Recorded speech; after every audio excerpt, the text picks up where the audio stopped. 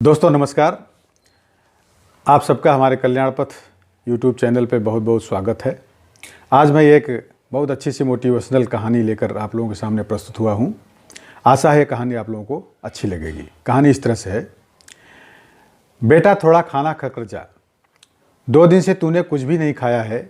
लाचार माता के शब्द हैं अपने बेटे को समझाने के लिए। देख मम्मी, मैंने मेरी 12वीं बोर्ड की परीक्षा के बाद वैकेशन में सेकंड हैंड बाइक मांगी थी और पापा ने प्रॉमिस भी किया था। आज मेरे आखिरी पेपर के बाद दीदी को कह देना कि जैसे ही मैं परीक्षा खंड से बाहर आऊँगा तब पैसा लेकर बाहर खड़ी रहे। मेरे दोस्त की पुरानी बाइक आज ही मुझे लेनी है। और हाँ, यदि दीदी वहाँ पैसा लेकर नहीं आई तो मैं घर वापस नहीं आऊँगा। एक गरीब घर में बेटे मोहन की जिद्द और माता की लाचारी आमने सामने टकरा रही थी। माँ बोली, बेटा तेरे पापा तुझे बाइक लेकर देने ही वाले थे, लेकिन पिछले महीने हुए एक्सीडेंट। इतना कहते कहते माँ का गला रुंध गया। मम्मी कुछ और बोले, उसके पहले ही मोहन बोला, मैं कुछ नहीं जानता, मुझे तो बाइक चाहिए ही चाहिए। ऐसा बोलकर मोहन अपनी मम्मी को गरीबी और लाचारी की मझधार में छोड़कर घर से बाहर निकल गया। 12वीं बोर्ड की परीक्षा के बाद भागवत सर एक अनोखी परीक्षा का आयोजन करते थे। हालांकि भागवत सर का विषय गणित था, किंतु विद्यार्थियों को जीवन की गणित भी समझाते थे और उनके सभी विद्यार्थी विविधता से भरी यह परीक्षा अवश्य देने जाते थे। इस साल परीक्षा का विषय था मेरी पारिवारिक भूमिका। मोहन परीक्षा खंड में आकर बैठ गया। उसने मन में गांठ बांध ली थी कि यदि मुझे बाइक लेकर नहीं देंगे तो मैं घर नहीं जाऊँगा।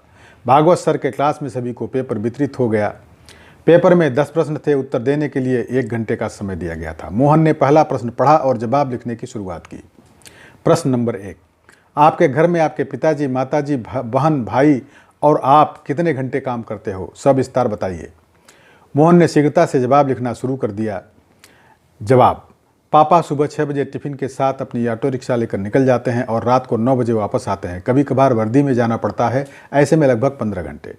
मम्मी सुबह 4 बजे उठकर पापा का टिफिन तैयार कर बाद में घर का सारा काम करती हैं। दोपहर को सिलाई का काम करती हैं और सभी लोगों के सो जाने के बाद वह सोती हैं, लगभग रोज के 16 घंटे।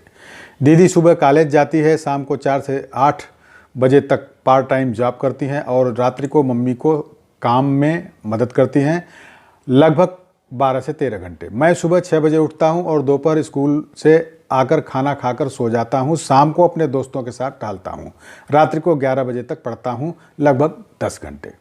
इससे मोहन को मन ही मन लगा कि कामकाज में उसका औसत घर में सब अन्य लोगों से सबसे कम था। पहले सवाल के जवाब के बाद मोहन ने दूसरा प्रश्न पढ़ा। प्रश्न नंबर 2, आपके घर की मासिक आमदनी कुल कितनी है? जवाब, पापा की आमदनी लगभग 10,000, मम्मी एवं दीदी मिलकर 5,000 जोड़ते हैं, कुल आमदनी 15,000। प्रश्न नंबर 3, मोबाइल रिचार्ज प्लान, आपकी मनपसंद टीवी पर आ रही 3 सीरियल के नाम, शहर के एक सिनेमा हॉल का पता और अभी वहां चल रही मूवी का नाम बताइए। सभी प्रश्नों के जवाब आसान होने के कारण मोहन ने फटाफट 2 मिनट में लिख दिए। प्रश्न नंबर 4, 1 किलो आलू और भिंडी के अभी हाल की कीमत क्या है? 1 किलो गेहूँ, चावल और तेल की कीमत बताइए और जहाँ पर आप अपने घर का गेहूं पिसाने जाते हो उस आटा चक्की का पता दीजिए। मोहन भाई को इस सवाल का जवाब नहीं आया। उसे समझ में आया कि हमारी दैनिक आवश्यक ज़रूरतों की चीज़ों के बारे में तो उसे लेस मात्र भी ज्ञान नहीं है। मम्मी जब भी कोई काम बताती थी तो मना कर देता था। आज उसे ज्ञान हुआ कि अनावश्यक चीज़ें, मोबाइल रिचार्ज, मूवी का ज्ञान इतना उपयोगी नहीं है। अपने घर के काम की जवाबदेही लेने से या हाथ बटाकर साथ देने से हम कतराते रहे हैं। प्रश्न नंबर 5, आप अपने घर में भोजन को लेकर कभी तकरार या गुस्सा करते हो? जवाब, हाँ, मुझे आलू के सिवा कोई भी सब्जी पसंद नहीं है। यदि मम्मी और कोई सब्जी बनाए तो मेरे घर में झगड़ा होता है। कभी मैं बगैर खाना खाए उठ खड़ा हो जाता हूँ।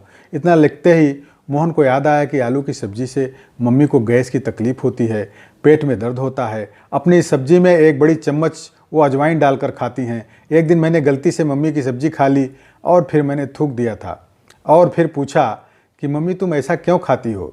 तब दीदी ने बताया था कि हमारे घर की स्थिति ऐसी अच्छी नहीं है कि हम 2 सब्जी बनाकर खाएं। तुम्हारी जिद के कारण मम्मी बेचारी क्या करे। मोहन ने अपनी यादों से बाहर आकर अगले प्रश्न को पढ़ा। प्रश्न नंबर 6, आपने अपने घर में की हुई आखिरी जिद के बारे में लिखिए। मोहन ने जवाब लिखना शुरू किया। मेरी बोर्ड की परीक्षा पूर्ण होने के बाद दूसरे ही दिन बाइक के लिए जिद की थी। पापा ने कोई जवाब नहीं दिया था। मम्मी ने समझाया कि घर में पैसे नहीं हैं, लेकिन मैं नहीं माना। मैंने 2 दिन से घर में खाना छोड़ दिया था। जब तक बाइक नहीं लेकर दोगे मैं खाना नहीं खाऊंगा, और आज तो मैं घर नहीं जाऊंगा, ऐसा कह करके निकला हूं। अपनी जिद का प्रामाणिकता से मोहन ने जवाब लिखा। प्रश्न नंबर 7, आपको अपने घर से मिल रही पॉकेट मनी का आप क्या करते हो? आपके भाई बहन कैसे खर्च करते हैं? जवाब, हर महीने पापा मुझे 100 रुपये देते हैं। उसमें से मैं मनपसंद परफ्यूम, गॉगल्स लेता हूं या अपने दोस्तों की छोटी मोटी पार्टियों में खर्च करता हूं। मेरी दीदी को भी पापा 100 रुपये देते हैं। वो खुद कमाती है और पगार के पैसे से मम्मी को आर्थिक मदद करती है। हाँ, उसको दिए गए पॉकेट मनी को वो गुल्लक में डालकर बचत करती हैं। उसे कोई मौज या शौक नहीं है, क्योंकि वो कंजूस भी है। प्रश्न नंबर 8, आप अपनी खुद की पारिवारिक भूमिका को समझते हो? प्रश्न अटपटा और जटिल होने के बाद भी मोहन ने जवाब लिखा। परिवार के साथ जुड़े रहना, एक दूसरे के प्रति समझदारी से व्यवहार करना एवं मददगार होना चाहिए और ऐसे अपनी जवाबदेही निभानी चाहिए। यह लिखते लिखते ही अंतरात्मा से आवाज़ आई कि अरे मोहन, तुम खुद अपनी पारिवारिक भूमिका को ठीक ढंग से निभा रहे हो क्या? और अंतरात्मा से जवाब आया कि ना, बिल्कुल नहीं। प्रश्न नंबर 9, आपके परिणाम से आपके माता पिता खुश हैं? क्या वह अच्छे परिणाम के लिए आपसे जिद करते हैं, आपको डांटते रहते हैं? इस प्रश्न का जवाब लिखने से पहले हुए मोहन की आंखें भर आईं। वह अब परिवार के प्रति अपनी भूमिका बराबर समझ चुका था। लिखने की शुरुआत की। वैसे तो मैं कभी भी मेरे माता पिता को आज तक संतोषजनक परिणाम नहीं दे पाया हूँ, लेकिन इसके लिए उन्होंने कभी भी जिद नहीं की है। मैंने बहुत बार अच्छे रिजल्ट के प्रॉमिस तोड़े हैं, फिर भी हल्की सी डांट के बाद वही प्रेम और वात्सल्य बना रहता था। प्रश्न नंबर 10, पारिवारिक जीवन में असरकारक भूमिका निभाने के लिए इस वैकेशन में आप कैसे अपने परिवार के मददगार होंगे? जवाब में मोहन की कलम चले इससे पहले उसकी आंखों से आंसू बहने लगे और जवाब लिखने से पहले ही कलम रुक गई। बेंच के नीचे मुंह छिपाकर रोने लगा। फिर से कलम उठाई, तब भी वो कुछ नहीं लिख पाया। अंत में 10वां प्रश्न अनुत्तरित ही छोड़कर पेपर सबमिट कर दिया। स्कूल के दरवाजे पर दीदी को देखकर उसकी ओर दौड़ पड़ा।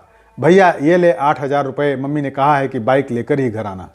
दीदी ने मोहन के सामने पैसे धर दिए। कहाँ से लाई ये पैसे? मोहन ने पूछा। दीदी ने बताया, मैंने मेरी ऑफिस से 1 महीने की सैलरी एडवांस मांग ली। मम्मी भी जहाँ काम करती है वहीं से उधार ले लिया और मेरी पॉकेट मनी की बचत से निकाल लिए। ऐसा करके तुम्हारी बाइक के पैसे की व्यवस्था हो गई है। मोहन की दृष्टि पैसे पर स्थिर हो गई। दीदी फिर बोली, भाई, तुम मम्मी को बोलकर निकले थे कि पैसे नहीं दोगे तो मैं घर पर नहीं आऊँगा। अब तुम्हें समझना चाहिए कि तुम्हारी भी घर के प्रति जिम्मेदारी है। मुझे भी बहुत से शौक़ हैं, लेकिन अपने शौक़ से अपने परिवार को मैं सबसे ज़्यादा महत्व देती हूँ। तुम हमारे परिवार के सबसे लाडले हो। पापा को पैर की तकलीफ़ है, फिर भी तेरी बाइक के लिए मैंने पैसे कमाने और तुम्हें दिए प्रॉमिस को पूरा करने के लिए वे अपने फ्रैक्चर वाले पैर होने के बावजूद काम किए जा रहे हैं तेरी बाइक के लिए। यदि तुम समझ सको तो अच्छा है। कल रात को अपने प्रॉमिस को पूरा नहीं कर सकने के कारण वे बहुत दुखी थे और इसके पीछे उनकी मजबूरी है। बाकी तुमने तो अनेकों बार अपने प्रॉमिस तोड़े ही हैं ना। मेरे हाथ में पैसे थमाकर दीदी घर की ओर चल निकली। उसी समय उनका दोस्त वहाँ बाइक लेकर आया, अच्छे से चमका कर ले आया था। ले मोहन, आज से ये बाइक तुम्हारी। सब 12,000 में मांग रहे हैं, मगर ये तुम्हारे लिए 8,000 में है। मोहन बाइक की ओर टुकुर टुकुर देख रहा था और थोड़ी देर बाद बोला, दोस्त, तुम अपनी बाइक उस 12,000 वाले को ही दे देना। मेरे पास पैसे की व्यवस्था नहीं हो पाई है और होने की फ़िलहाल गुंजाइश भी नहीं है। और वो सीधा भागवत सर के केबिन में जा पहुंचा। अरे मोहन, कैसा लिखा पेपर में? भागवत सर ने मोहन की ओर देखकर पूछा। सर, यह कोई पेपर नहीं था, ये तो मेरे जीवन के दिशा निर्देश थे। मैंने एक प्रश्न का जवाब छोड़ दिया है, किंतु ये जवाब लिखकर नहीं, अपने जीवन की जवाबदेही निभा कर दूंगा। और भागवत सर को चरण स्पर्श कर अपने घर की ओर निकल पड़ा। घर पहुंचते ही मम्मी, पापा, दीदी सब उसकी राह देखकर खड़े थे।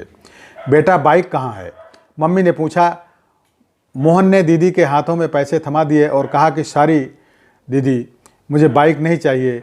और पापा, मुझे ऑटो की चाबी दो। आज से मैं पूरे वैकेशन तक ऑटो चलाऊंगा और आप थोड़े दिन आराम करेंगे। और मम्मी, आज से मेरी पहली कमाई शुरू होगी, इसलिए तुम अपनी पसंद की मेथी की भाजी और बैगन ले आना। रात को हम सब साथ मिलकर के खाना खाएंगे। मोहन के स्वभाव में अचानक आए इस परिवर्तन को देखकर मम्मी ने उसको गले लगा लिया और कहा कि बेटा, सुबह जो कहकर तुम गए थे वो बात मैंने तुम्हारे पापा को बताई थी और इसलिए वो दुखी हो गए, काम छोड़कर घर वापस आ गए। भले ही मुझे पेट में दर्द होता हो, लेकिन आज तो मैं तेरी पसंद की ही सब्जी बनाऊंगी।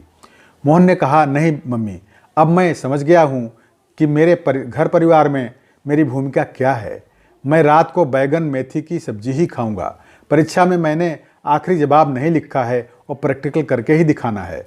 और हाँ मम्मी, हम गेहूं को पिसाने कहाँ जाते हैं, उस आटा चक्की का नाम और पता भी मुझे दे दो।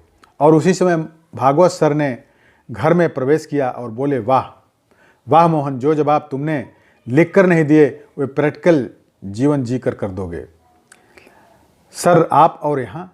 मोहन भागवत सर को देखकर आश्चर्यचकित हो गया। फिर बोला कि आप यहाँ कैसे आ गए? मुझे मिलकर तुम चले गए, उसके बाद मैंने तुम्हारा पेपर पढ़ा, इसलिए तुम्हारे घर की ओर निकल पड़ा। मैं बहुत देर से तुम्हारे अंदर आए परिवर्तन को सुन रहा था। मेरी अनोखी परीक्षा सफल रही और इस परीक्षा में तुमने पहला स्थान पाया है। ऐसा बोलकर भागवत सर ने मोहन के सर पर हाथ रखा। मोहन ने तुरंत ही भागवत सर के पैर छुए और ऑटो रिक्शा चलाने के लिए निकल पड़ा।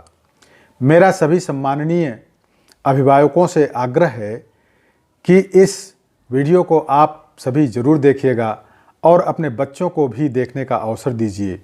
इससे अच्छी कहानी मैंने अपनी ज़िंदगी में आज तक नहीं पढ़ी। प्रैक्टिकल जीवन में तो मैंने अनुभव किया है, लेकिन सभी लोगों को किस प्रकार से अनुभव कराया जाए, इसके लिए मेरा आपसे आग्रह है कि आप स्वयं अपने बच्चों को इस वीडियो को ज़रूर देखने का अवसर प्रदान करें। बहुत बहुत धन्यवाद दोस्तों, इस कहानी को देखने के लिए बहुत बहुत धन्यवाद।